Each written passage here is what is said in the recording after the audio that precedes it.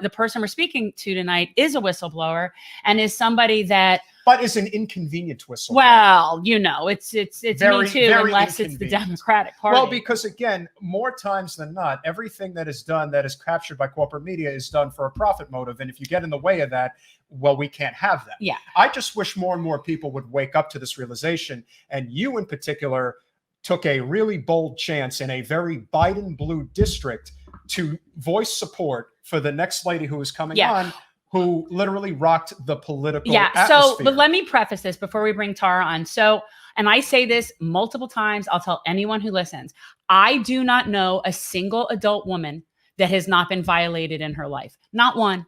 I don't know one. And in fact, I was talking about this with my girlfriends the other day, and granted, people, it's a spectrum.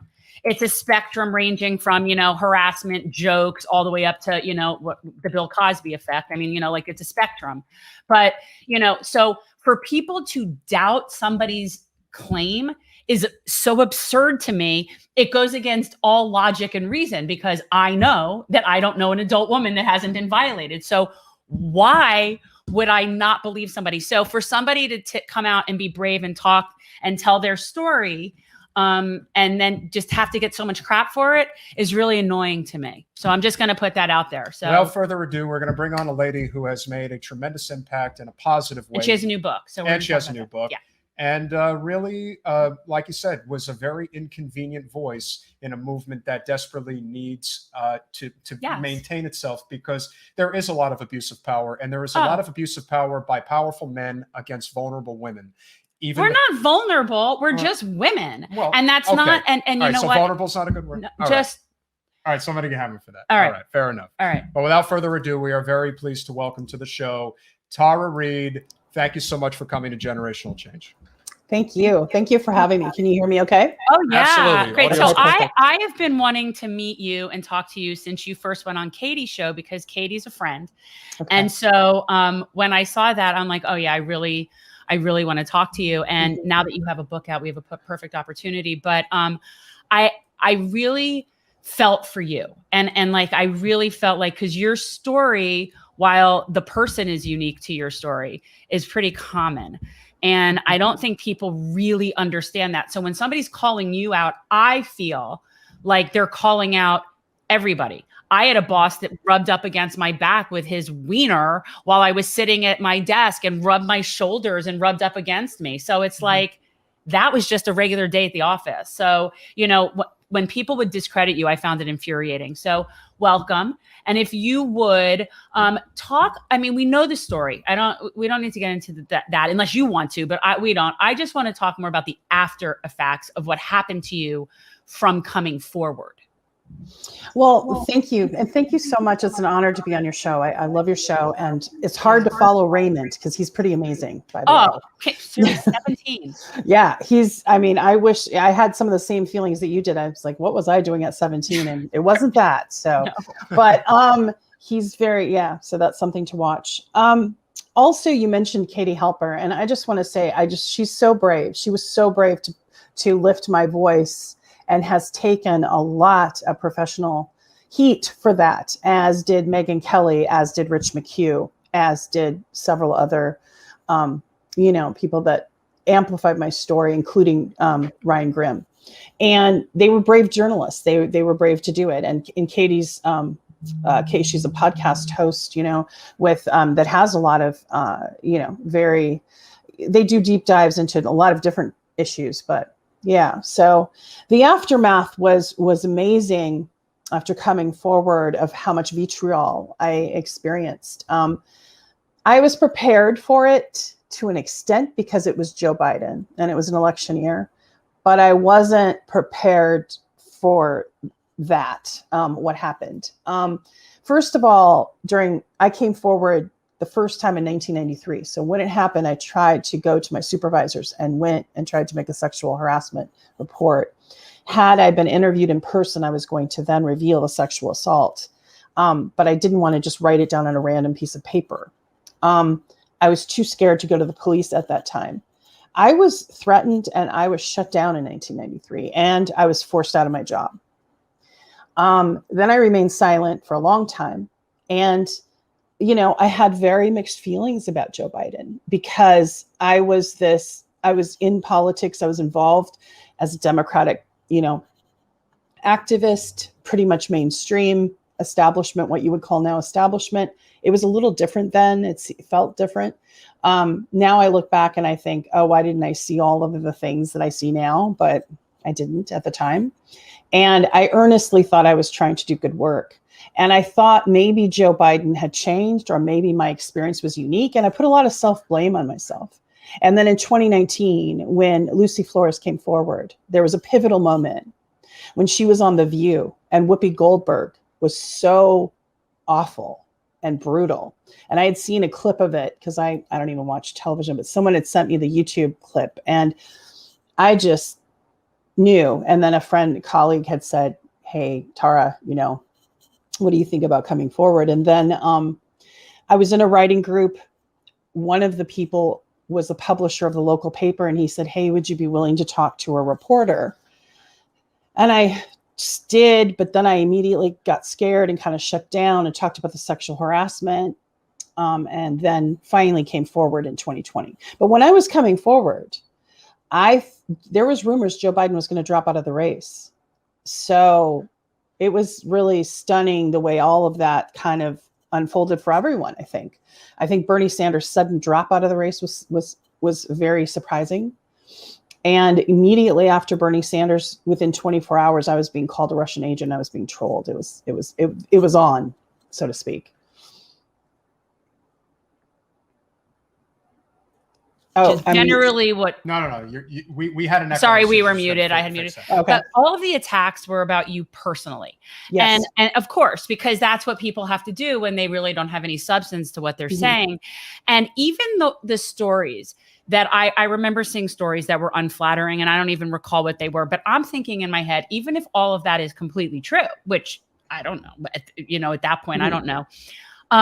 All of it seemed like perfectly natural responses to being assaulted and not being listened to. So like a lot of the things that I saw were, I hate to use the term victim behavior, but like behavior of somebody that's been like having PTSD to some extent. And so it doesn't make you less credible. It makes you more credible. But it's so fascinating how people don't see that. And the Lucy Flores thing, I want to touch on that because that stood out to me hugely. And most people overlooked it and let it go because it wasn't sexual seeming. And it was just that. Oh, it was. Well, he came up behind her in a very patriarchal way, put his hands on her shoulder, sniffed her head, for people don't remember, and kissed her or whatever it was on the back of her head. I flipped out at a level, and I was surprised that people weren't more incensed by this because it wasn't something seemingly sexual. It is not the sexuality. It's the control. It's the entitlement. Power and control. Yeah, it's entitlement. And somebody that would do that is about asserting power. So the shades of gray are really not what matters here. You know what I mean? It's like that is somebody who's entitled. And I was outraged by the Lucy Flores thing. And I am very appreciative that you came forward and did what you did. Talk a little bit about how where the book came out of. Obviously, it's been a very hard couple of years. Well, the book was actually quite cathartic. It's called Left Out When the Truth Doesn't Fit In. And it's been a bit suppressed, as you can imagine, like everything else I do. But it helped me frame what was happening right afterwards, which the journalists that were attacking me, I wrote about specific journalists like Beth Reinhardt from the Washington Post, Lisa Lair from the New York Times, the brutality and the class shaming. Some of the stories that you heard were from former landlords that barely know me or people that didn't know me at all. When my friends and family would try to tell stories about me or anything about me, they wouldn't print it or they would twist the words. And it got to the point where many of my friends and family just said, look, we're making it worse. We're not going to say anything. And people got really shut down and they didn't, and they had their works called, like their employment called and harassed, and they got doxxed. Another interesting thing that happened to me, and that was really tough to deal with, and I kind of talked about in the book, was I was being threatened to be silent or they would print my bankruptcy, right? I got that message. And I said, go ahead and print the bankruptcy. So it was printed, and be quiet. It came from a troll. Or we're going to print your divorce. People get divorced. People are domestic violence victims. Go ahead and print it. I didn't try to engage with those threats, right? Random people threatening me. So the bankruptcy actually was majority of medical and educational debt. And I pointed that out, and I pointed it out since. I'm not ashamed of being working class or poor. There were times in my life where my family had money and times we didn't. And then times personally that I've been okay, and times where I've been pretty impoverished. And I don't think anyone should be ashamed of that or let that keep them from coming forward about a powerful person. Yeah, I agree. And I was very pleased to see that you were heading up the Medicare for All marches and that you were really involved in that. And I think that that's an important thing to touch on when people want to class shame somebody. The fact that more than half of our bankruptcies in this country are medical bankruptcies is something that needs to be, on the forefront of these discussions, because that's not something that exists because somebody was irresponsible. Back when I was a kid, the only time really people filed Chapter 7 or Chapter 11 was they were a hot mess. Usually it was people that was just, and nowadays that's just not the case. And so it's like you get shamed for something that's completely outside of your control. So, it sucks that happened to you. And I feel bad that I didn't even reach out sooner. I think I felt a little bit like intimidated and not wanting to step out of line or do anything remotely offensive or seem like I'm wanting to use you as clickbait or any other such kind of crap, and just trying to be sensitive. And so when I just texted Katie and I just said, would you just ask her if she'd be okay with us reaching out? Because I just wanted to make sure. So I really do appreciate that a lot.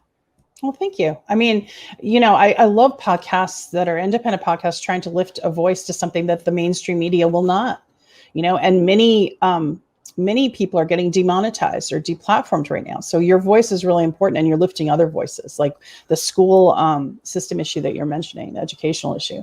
And, I touched on, speaking of education, I touched on the fact that my bankruptcy was partially in educational debt. Joe Biden is responsible for making it impossible to get your educational debt forgiven. He's one of the main politicians responsible for that. And he could do that. That's what people don't understand. He could do it with the stroke of a pen. He could. I know. And that's what's so frustrating. It's like, man, please don't. Please don't. That's all I'm going to do. That's okay. Tara, I think it's very important that we do talk about Christine Blasey Ford. I think the way that her story was handled versus the way your story was handled. Now, I know a lot of people believe that it has something to do with the fact that you're from a working class background and Blasey Ford is from an upper class background.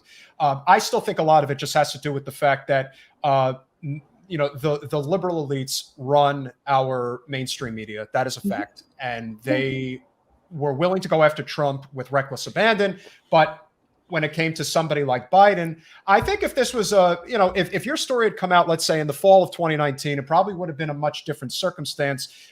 Because I think that they wanted Kamala Harris from the start, but they could not take any chances whatsoever with having Bernie as president. So they had to do what they had to do. But I personally believe that there are two components here. One is the fact that she is her story, and because you're not part of that on our level anyway, so who cares? You're muted. Now you're muted. You're muted, Tara.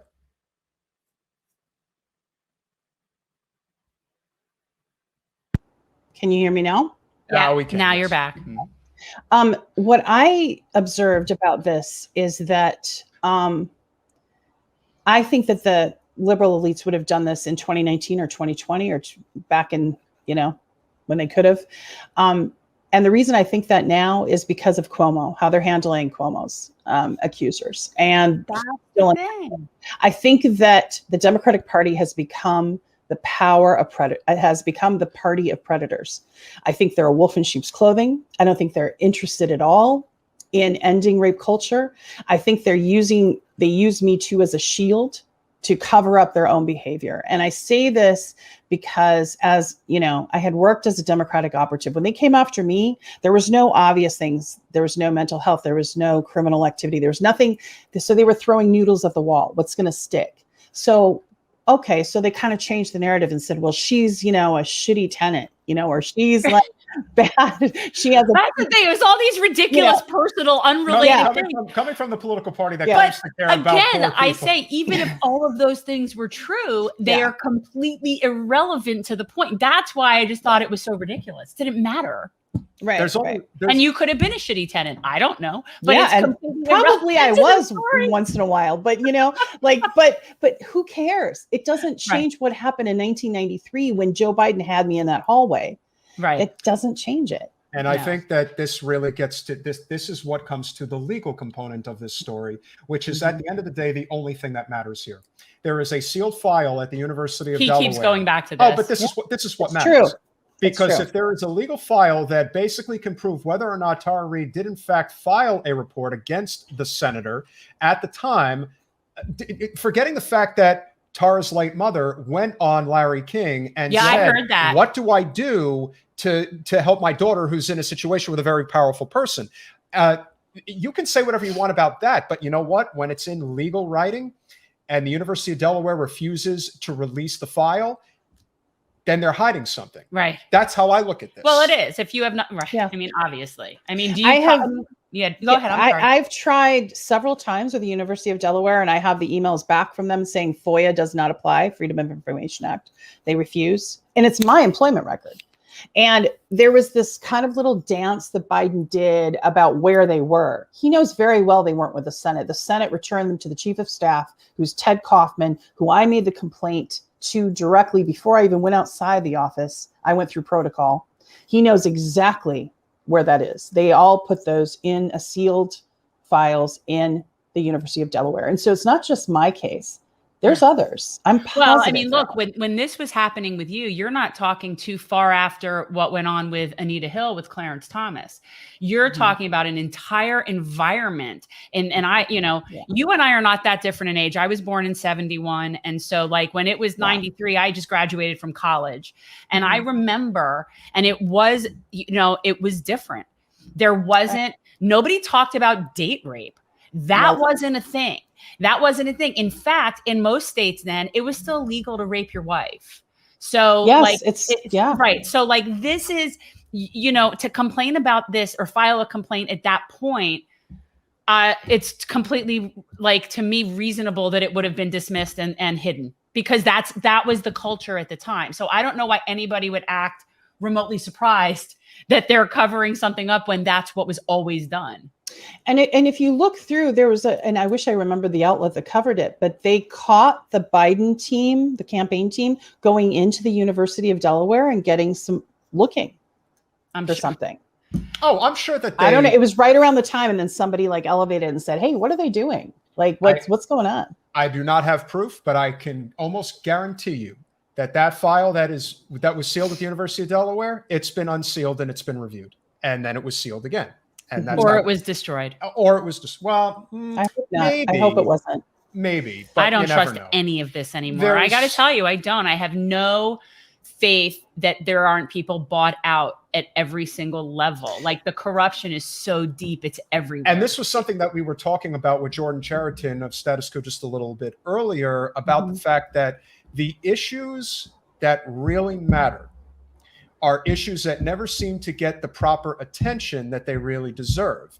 And so for someone who did actually speak at one of the marches this weekend, would love to hear your perspective on this, what we call this circular firing squad of sorts within the independent media and the online left, and the reason why they can never seem to get out of their own way. There's way too much of this, my feelings are hurt, so I can't actually recognize that what needs to be done is formulate these relationships, these coalitions.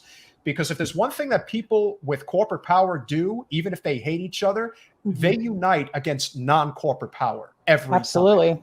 And so would love to hear your perspective on your experience, as well as your thoughts on everything that's been going on. Well, as far as the march goes, I had a very positive experience. I mean, I think that they had a lot less numbers in LA where I was because of the COVID announcements, and then they pulled the permit for the park the day before, so they had to reroute the whole thing. And then people are very nervous in Los Angeles right now about the Delta variant, so and the publicity around that. So we had a good showing though, and I met some lovely people and all supporters. I didn't, the trolls didn't show up there, surprisingly. So, but what I would say about the left infighting, what you're referring to, I did see it and notice it, heard it. And it's the establishment Democrats' dream. If personalities and egos are at each other, right? It's not discussing the issue of Medicare for all. And that the fact that these progressives that we've elected on that platform are just bailing. They're just not doing it. And so I think we don't need to criticize personalities of politicians. I mean, I'm so over the celebrity worship. It's so stupid. Like, don't waste your time. Those are our employees, people. There are employees. Our taxes pay them. Just put pressure on them to do what they're supposed to do. They're playing games with us. Infiltrating the left is a very famous game that of course Democrats play to divide and conquer. It's just the oldest game in the book. It's very Machiavellian, and it's unfortunately effective if people are naive and really earnest. They fall for it sometimes. What I think we need to get people in that are not beholden to corporate interests or to insurance companies and health lobby.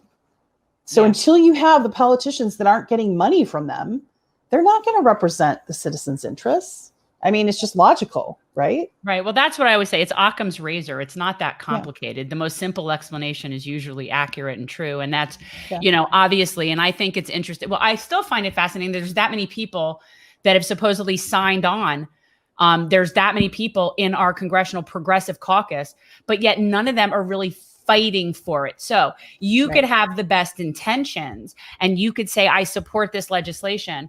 But if you're not really out there trying to win hearts and minds and really use your platform to get more people on board, you're really not doing your job, because your job isn't just to go sit there and push a lever and push a button and vote. Right. Your job is to actually advocate. And that involves being in public and saying what you're saying. And most of these people, most of them, don't have the courage to do that, even if they have the belief in single payer healthcare. Yeah. And that's the biggest problem. And we are very hopeful about Nina. I think that she would be a very useful leader of that mindset of people that just don't have the leadership skills. Like, they have the right belief and they're not on corporate payrolls, but they're not taking that next step where they're willing to challenge, speak up against the entrenched incumbents and speak up against people that are sitting there. I would agree. I think Nina Turner has made it very clear where she stands on Medicare for all, has been very consistent with her message. I think she will work very hard to do what she needs to do. I think that, but putting your eggs in any one basket, so to speak, of any of these politicians is a waste of time. It simply is. When you have Nancy Pelosi and Dianne Feinstein that are like fossilized into their positions, you were talking earlier about the new generation coming up. We need that. We need Raymond. We need people. Yeah. We need the fossils to move out of the way now. And I'm not trying to be ageist, because I'm in my 50s. No, it is ageist. It's because it's really an ageist mentality more than anything. This is a much bigger problem in the Democratic Party than it is in the Republican. It is. And I've said all along, like, something that I find incredibly upsetting when I look at people like Alcee Hastings recently died. He'd been sitting in that seat for how many years? 30. He was like 84, 30. Had end stage pancreatic cancer, and decided to run again instead of mentoring and passing a torch.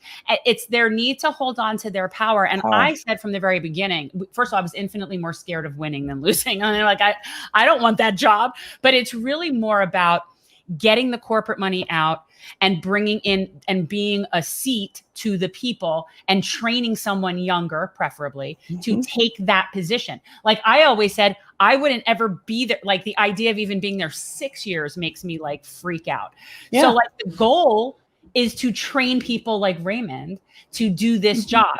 And none of them are doing that. They're all just sitting there in those seats. That's also they're not mentoring. Yeah. No. And that's the real danger of Wasserman Schultz, because she's another Biden. She'll sit there for 50 years. She doesn't mentor anybody. If you allow her to do that. And again, she rules with an iron fist. She's just like, you know, Chris Coons, for example.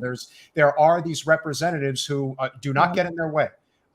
Because they'll come at you with everything they've got. And that is one of the reasons why there isn't a consistent, there is a brewing progressive movement in Florida. It's kind of splintered in some ways because it's in different areas, but in South Florida, it is kept really, really under wraps in many ways. And I think that just comes with this infrastructure that's in place, where they systemically make sure that anytime there is this sort of, you know, movement on the ground, we got to stop it. You know, we must stop that movement on the ground.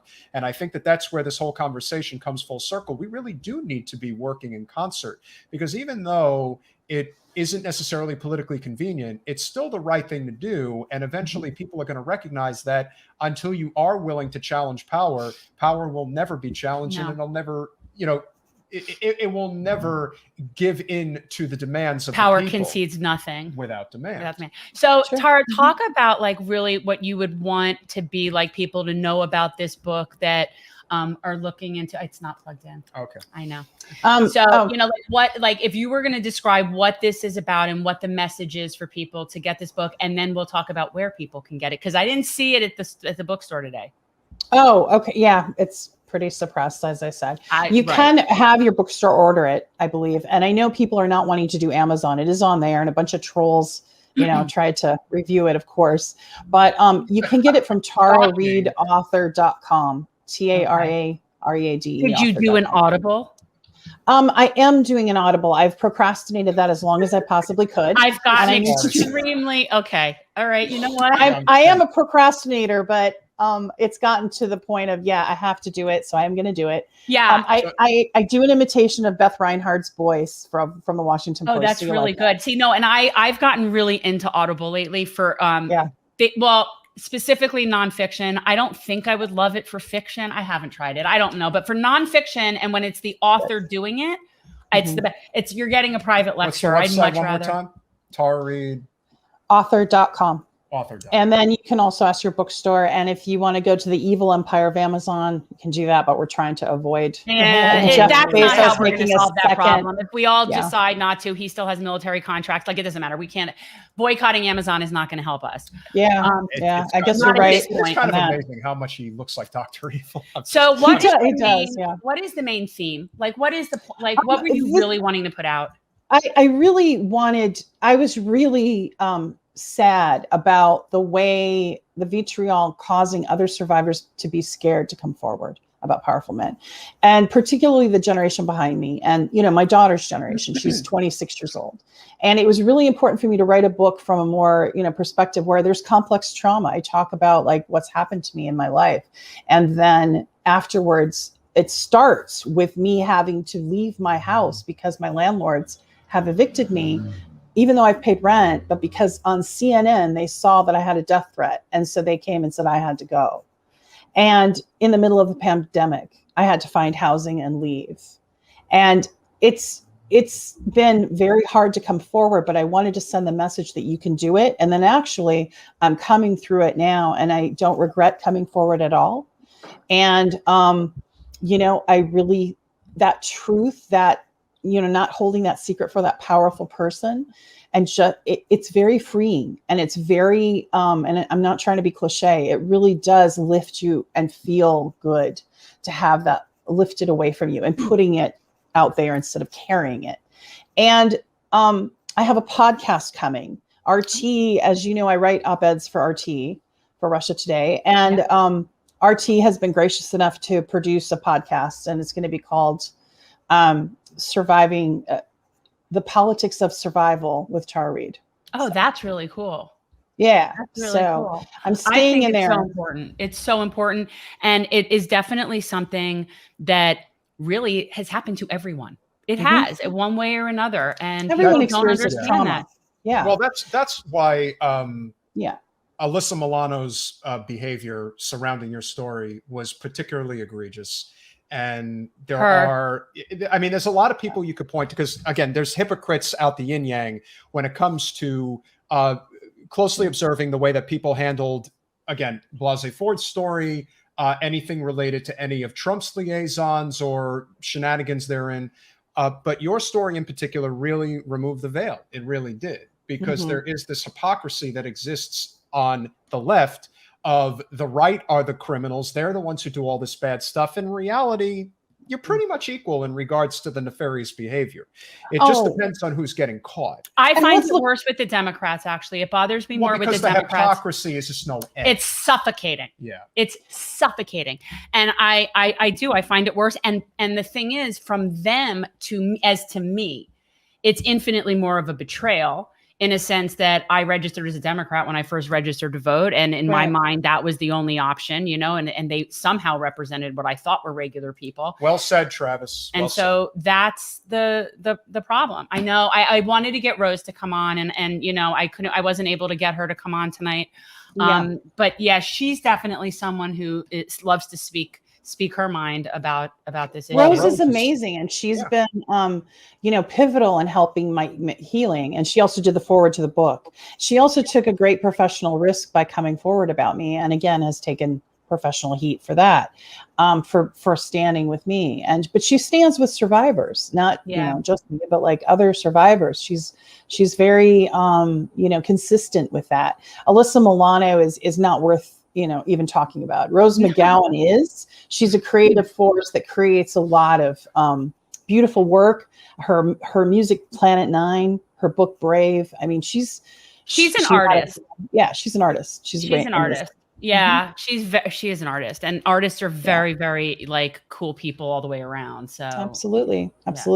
You know, I've been fortunate enough to meet some people like that. So it's been good. And, you know, moving forward, like with the podcast that I'm doing, my hope is to just create, and the book is to create, you know, a safe way for people to come forward, so that the person behind me, I'm kind of blasting out like, okay, this is hypocrisy. But not only that, I want this to stop. I want the attacks on survivors to stop if it's a powerful person, and expose it, you know?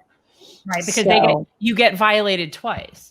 Yeah, it's right. I mean, like that's the truth. It's like you get violated, and then you get violated for saying that you were violated. The reason why this story is so important and cannot go away is because it's still happening right now, in the sense that there is no question that Governor Cuomo is an accessory to murder.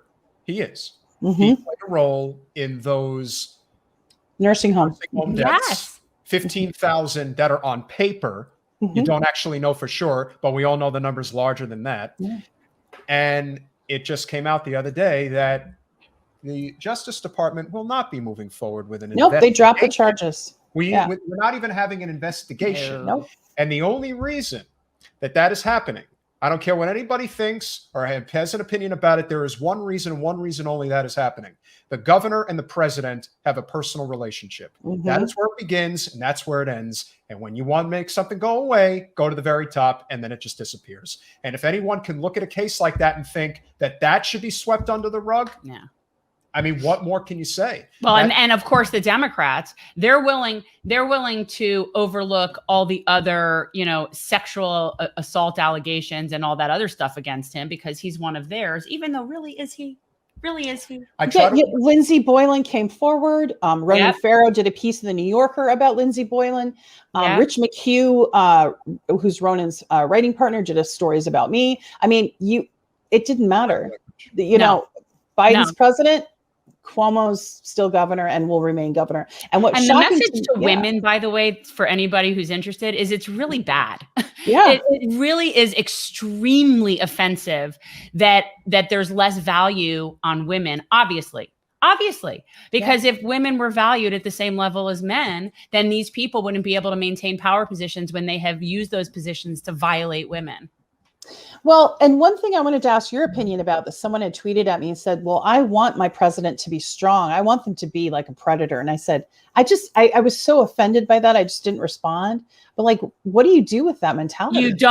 That's somebody who's too far gone, because that's insane. And by the way, strength and power and violating women are completely unrelated things. Yeah. I don't see how that is even a sign of strength. That's a sign of being a coward, because you have to violate someone to impose your will. Like, that's ridiculous. The same people that are, as a friend of the show now, State Senator Gustavo Rivera in New York State pushing Senator. the New York Health Act. We definitely got to give credit to New York. I think New York is the path forward in terms of a lot of things. They are doing well with the Health Act, right. And they are challenging the governor, which is something you never see. You know, what you are seeing, which I think is very important as it relates to, you know, all of the people that want to, you know, speak truth to power. It does come with certain consequences because of, call it whatever you want to call it. You want to call it just a psychosis of sorts, but the same people that came after you saying, how dare you, you're going to give us Trump again. These are the same people who are defending Cuomo, saying, how dare you challenge our governor? He is a good man. And there is sort of this, you know, what would you call it? With the subservient behavior, I guess you would say that, I guess certain people, a lot of women feel towards these men. Yeah, no, I will tell you, and women are some of the worst. Oh yeah, they're much worse. Absolutely. In terms of this, I don't think people, which is amazing, they're the considering they've all been violated. Oh, if you watch the ones on social media, but statistically, they've been violated. So I don't understand it. I can only imagine from your personal experience what you've gone through in the past, you know, I guess it's close to 18 months now. I can only imagine that you would assess that the vitriol and the personal attacks were much worse from women than they were from men. Is that a fair assessment? You're absolutely right with everything you both just said. It's in fact, personally in my family, I think the trolls, like whatever, it rolls off me now. Yeah, it used to affect me a year ago. Now I'm like, whatever. But personal family members that are not speaking to me are mostly older women, older than 45 or so, but there is one young one who basically just said, well, one said, oh, Tara, this is how men are. I'm like, I'm sorry, but he was my boss, and what he did was not okay. That's just how they are. They just get to molest you because that's just how they are. I mean, but that mentality is so amazingly ignorant to me. From an intelligent person that's in my family. I know their intelligence, but yet around this issue.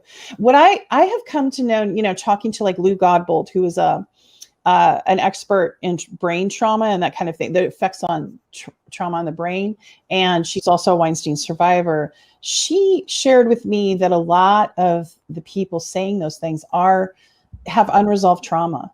And it threatens them so intensely to hear it. It's just so threatening. Yeah. And I would think conscious and subconscious. There's probably some people that don't even know it. And then there's people that do know it. But I maintain that if I have my whole life have not met a woman that has not been violated, then that's pretty statistic. I mean, granted, it's not like a scientific exam test, but I know. They also say that that's a lot of what happens in the very conservative right political sphere when you have people screaming gayness is a sin and it's a disease and this and that, when in reality you're internalizing your own personal trauma because you're gay and you grew up in an environment that told you you are evil and you are terrible if you are gay, and it's like, well, what am I supposed to do? This is how I really feel. Well, get angry about it, internalize it, and say and it's easier to point the finger at someone like Tara instead of coming forward with your own story, and it just keeps everything nice and status quo and nobody gets their feathers ruffled, and then you don't have to even look at what happened to you. But I don't know. I just think enough is enough with these people. I am so sick and tired of this. As I say, and this is what I would say, again, this is one of the things, again, with non-corporate progressives, whoever, just anybody who's outside the establishment. Whenever you have an issue like people who attack Tara, or you're fighting for a specific cause, just do it like the GOP does it. Zone in on one thing and don't let it go like it's a dog with a bone, as State Senator Gustavo Rivera said. Just bring up every single time there is a sealed file at the University of Delaware that can determine Tara's or Senator Biden's guilt or innocence. Get that file released, and then you can determine whether or not Tara's telling the truth or not. Well, I think further than that, we need to go further than that. There needs to be a congressional investigation into him. And I have been asking for that. I said I would testify under oath. I said that if he took a lie detector, I would. I want there to Yeah. be some transparency. But you know what I notice, and I don't know if you notice, but in every single press corps or whatever, not one asked the question. Now, like for instance, Don Lemon just had him in a town hall. I've talked personally to Don Lemon. We went back and forth when he was going to maybe have me on his show. And he knows my story. He knows I'm telling the truth. And he didn't ask him. He didn't ask him. You know? I'm So not what does that surprised. say? They don't want that. But they don't want that. But Don Lemon is just a great example of a person who's not a journalist. He's a TV No, host. he's a Right. personality. But that's And what and he kowtows to power. And, you know, again, as bad as Don Lemon is, the fact that the governor of New York's brother has a primetime slot on TV, I know. understand he's eye candy for a lot of women. But you know Not what? for me. This is Not supposed for to me. be Disgusting. Yeah, but it's supposed he's so to be cringeworthy. It's still I gotta tell you, every cringy. time he talks, I feel like saying, "Pipe down, Fredo." He's I can't. Let me tell you something. If and when, because right now it does Mhm. look like the GOP is going to take over next year. If that is what ends up happening, it's not going to surprise me if somebody is going to open up an investigation into Biden, because this is what it's evolved into now. It's I this just don't whole, think like, he'll have. Let me you guess. know. He won't have the mental capacity to stand trial. Well, that's something that, again, because I'm of the belief, this is just my personal opinion, but I've been in politics for a number of years now where I'm starting to see trends before other people see them. I personally think that Ron DeSantis is our next president. That's just my opinion. It just kind of feels like that's where this is going right now. It's his opinion and a lot of our nightmares. And he's just so far ahead of everybody else, because I don't think that, well, first of all, I don't think there's any way that Joe Biden could campaign for president, legitimately campaign for president, and actually. He says he's going to. Maybe he's hinted at it, that he wants a second term. If he, Good luck with that, it's going to end very badly. I think that they are hell bent on trying to make Kamala happen, and I don't think it's not only not going to happen. I just don't know how this is going to end, because I don't know how much longer they're, going to ultimately be able to continue the charade about the fact that, Joe is having a very difficult time being our commander in chief. He just is. He is. You would have to be in total denial to not even the town hall the other day, recognizing. Didn't we just bomb a country and he wasn't even authorized it? He didn't even authorize it. Somalia. Somalia. Somalia. He just bombed Somalia, right? He Well, didn't even authorize Joe it. Biden doesn't ask for consent, does he? Well, he didn't even know. That's the thing. Ouch. But he didn't even know. He's so I don't even think that. Well, first of all, I don't think he's actually in charge. So that's neither here nor there. President Blinken, as I like to say. Whatever. President And I've said it before. I sucked it up and I did vote for him, and I still only to this day feel like, okay, at least the DACA kids can sleep better at night, and that's at minimum. I feel like, okay, at least somebody got some sort of tangible. But I will actively campaign against Kamala Harris. I don't care who it is. I will. But they're going to do the whole same thing. They're going to do the same scare tactic and say, "But if you don't vote for this person, then this person's going to get in." And they found that tactic effective, so now they're going to use it again. I got to tell you, with what her history is, and as somebody who cares a lot about criminal justice and knowing her history, I find there absolutely nothing about her is appealing to me. Nothing. Whereas I can actually look at someone like Ron DeSantis, and I don't like him. I didn't vote for him. He's certainly not my pick, but yet he's done some things that I do like. He has. Okay. He's done a couple of things that I agreed with. He's been decent on the environment. He's done a couple of things that I agree with, whereas she's never done anything I've ever agreed with. So as to between those two people, I got to tell you. Yeah, I don't think that it's going to be a close race. I think that there's going to be this, sometimes we're red this anyway. happens where we are a red state, essentially. Yeah, there's really not much that we're going to have. And this is Ron's state. So there's really nothing that we're not going to be able to affect the ultimate outcome of what happens in the state of Florida. But what would ultimately happen in other parts of the country, as I try to tell people, there's one thing that people are really underestimating with DeSantis, if he ultimately does run, and of course, Trump is the wild card, as our producer John likes to say, and it's true. Ron is a man of honor. He has served our country, and that is something that goes a very long way with a lot of voters in states like Arizona and Georgia. And that is something that the Democrats are going to have a very hard time hanging on to. And the reason we're talking about this now is because we're living in this element where they're trying to do the bare minimum if anything at all, to actually help us. The PRO Mhm. Act. What have seems you like, seen? I haven't you seen know, anything. Right. We can't. I mean, we can't get anything. I don't understand. Like, what is it that they've done? What is it that he's Yeah, done? it's like the Democratic Party has become the Republican Party, and the Republican Party is, I don't know, gone even further, right? Yeah. But the point, but actually, they're just one party. We're being ruled by oligarchs. I mean, these are all personalities that are like little Yeah. puppets on strings. But really, it's the Jeff Bezos that are that are deciding. Yeah, A very I agree. small I always find people. those people infinitely scarier. I mean, Yeah, I they remember are the people will ones. ask me about like when it was Trump or whatever, and I'd be like, does it make you more or less afraid when I tell you that that's not actually who's in charge? Like, Right. because do you want that? Do you know, like, because they like to blame everything's blamed on the president, like that's the be all end all, when the president doesn't even apparently know that we're bombing other countries anyway. Yeah. But so there's so many, and Biden would hardly be the only person in that position. You know, that's the truth. We have a military industrial complex that is its whole own Right. entity, and it runs its whole own show, and it doesn't matter who's sitting in the Oval. And so, you know, that's the truth. And in many And ways, we were warned about that years Yeah. ago. We were Yeah. warned. And you made a good point about Blinken. I mean, Raytheon is a defense contractor that is now very much part of, the administration. So you have like when I worked for Biden, it was DuPont and Bishop Squibb, and then of course later Merrick. And it's those companies that are running the show and their profits, Yeah, and sure. and then we're just running amok among the world trying to like impose democracy, or what we call democracy, on Venezuela.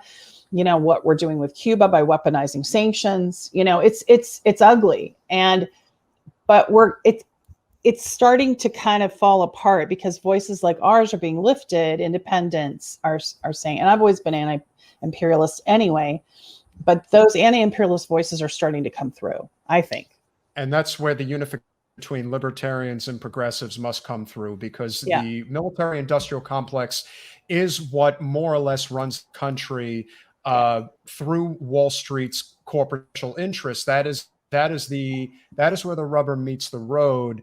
And people who are anti-establishment, particularly progressives and libertarians, agree on this issue. And it's a big one, and it's a big financial issue.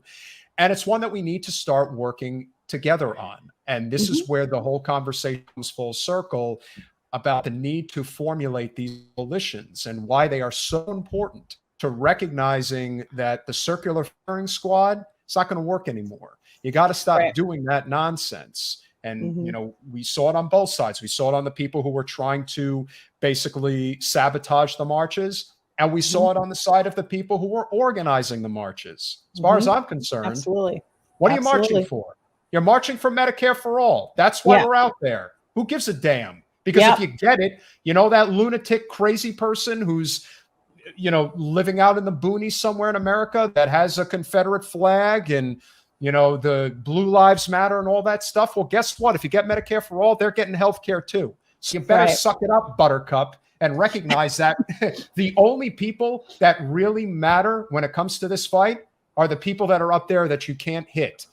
The Jeff Bezoses of the world, the Mark Zuckerbergs of the world, the Elon Musks of the world. And we've got our own Elon Musk problem that's finding its way to South Florida. We have a mayor on the take in Fort Lauderdale. Sorry, Mayor Trantillis, but what else would you call it when you have a city that is on limestone below sea level and you're wanting to build an underground tunnel? Well, it isn't even that. We have a city in Fort Lauderdale, when we get really, really heavy rains, because everything is still septic and hasn't been switched over, that basically sewage floods the streets because we have our infrastructure is 60 years old at least, and there's sewage in the streets. And so in order to deal with that, we need obviously a whole infrastructure plan and an overhaul.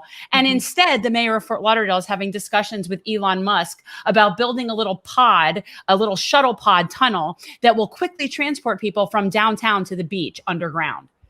No, we're not going to fix the sewage. And who's the tunnel for? The rich people that don't want to go and like see the other people. But I don't understand how you can build a tunnel.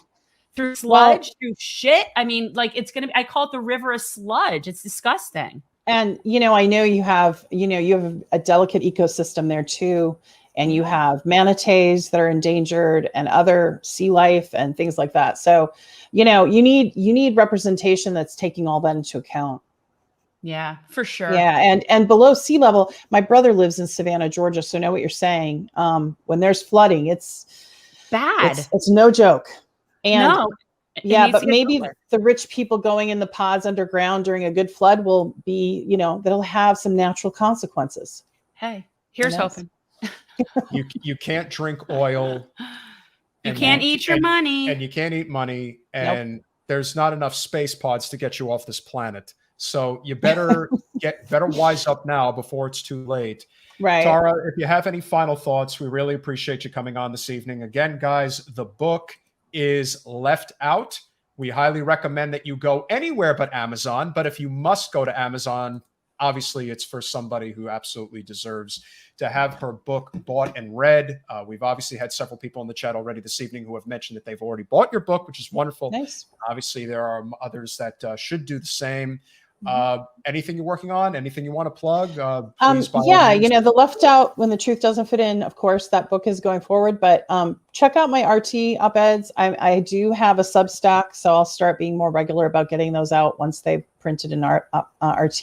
And then, my new podcast is coming in September, so it'd be cool to we'll have you back on and chat about that. I think we should have one of the things we talked about doing going forward is I think we should do like Katie and have more of the roundtable discussions, bring on a few different people. She's so good at look, Katie's really good at doing that. I'm not as great at I'm great when I know who's coming on and I know what we're talking about and I can have a really easy free flowing conversation. But when new people are coming and going and to keep people in it, it's a whole other it's just that's the challenge. We gotta work on that. But your show's great and and lifting voices like mine, like Raymond's, it's so important. And thank you for having me. Absolutely. It really you'll come back when your new show comes out, you'll come back. Tara, thank you for your courage. I know you can never hear it enough because what you did was, speak truth to power. And even, especially when it's inconvenient, is really when it needs to be spoken. So thank you so much for what you do. And we certainly look forward to having you back again in the near future. All right. Take care. Thank you, Tara. It was so nice to meet you. Have a good night. Nice meeting you. Thanks for watching. If you want to support our mission to transform politics into service, please like this video, subscribe, follow us on social media, and consider joining our Patreon, where you'll get early access to our interviews as well as other exclusive content. Links are in the description. Peace out.